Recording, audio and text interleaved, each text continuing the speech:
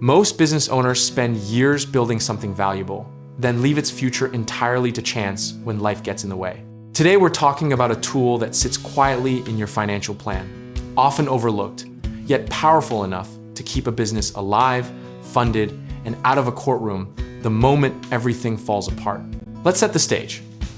A business partner dies, becomes disabled, or simply wants out. And suddenly, you're scrambling to figure out who owns what, who pays whom, and whether the whole thing survives the chaos.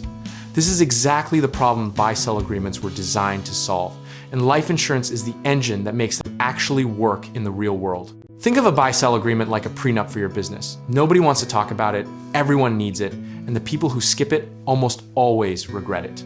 It's a legally binding contract that predetermines who can buy a departing owner's share, at what price, and under what conditions.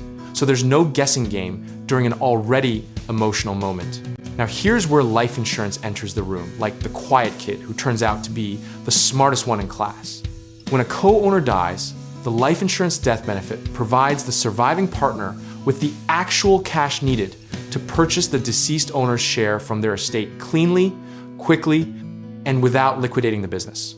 There are two main structural setups you need to know: the cross-purchase agreement and the entity purchase, also called the stock redemption agreement. In a cross-purchase setup, each owner buys a policy on the other owner's life. So if you and your partner each own half the business, you each hold a policy on the other simple symmetry. But it gets complicated fast with 3 or more owners.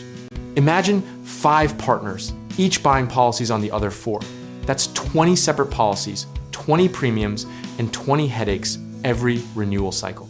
This is exactly why larger ownership groups tend to prefer the entity purchase structure, where the business itself owns and pays for a single policy on each owner's life, keeping the paperwork sane and the administration manageable.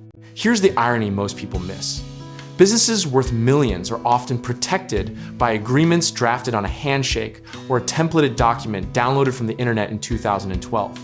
The funding mechanism, meaning the actual money to execute the buyout, is just assumed to exist, when in reality, without a properly structured and funded insurance policy, the surviving partner may have to take on debt, sell assets, or invite the deceased spouse into the business as a co-owner.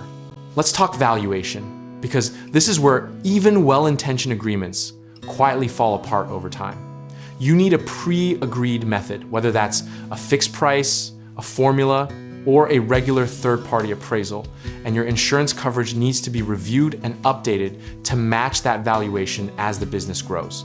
A policy purchased when the business was worth $500,000 becomes dangerously underfunded when the business is now worth $2 million. And that gap is a liability disguised as a plan. Revisiting your coverage every 2 to 3 years, or after any major revenue milestone, is not optional. It's the maintenance that keeps the machine running. Now let's address the tax angle, because people love to panic here unnecessarily. In most cases, death benefit proceeds received by either the individual partners or the business entity are income tax-free under current IRS rules, which makes life insurance one of the most tax-efficient funding vehicles available for this purpose. The cross-purchase structure also has a significant capital gains advantage. The surviving owner's cost basis in the newly acquired shares steps up to the purchase price paid at buyout, which can mean substantial tax savings if they later sell the business. The entity purchase structure doesn't offer that same step-up benefit, which is one reason your CPA and attorney need to be in the room before you choose your structure. Here's the practical playbook. Get your business formally valued. Hire a business attorney to draft the buy-sell agreement. Work with a financial advisor to match the insurance coverage to the buyout obligation, and then actually fund the policies and pay the premiums. Discipline here isn't about being morbid, it's about respecting the thing you built enough to protect it with the same energy you used to create it. The philosophical truth underneath all of this is that most business failures aren't caused by bad markets or bad luck. They're caused by bad preparation dressed up as optimism.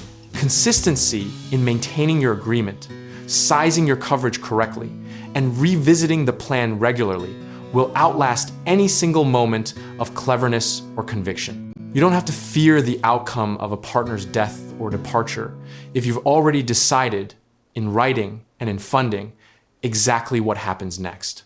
That's not pessimism. That's the kind of rational, calm preparation that separates businesses that survive transitions from ones that dissolve in them. If any of this got your wheels turning and you're ready to put a real plan behind your business or your investments, check out our links in the description below. We can help connect you with the right people in real estate investing, home contracting work, and finding lenders to get you started.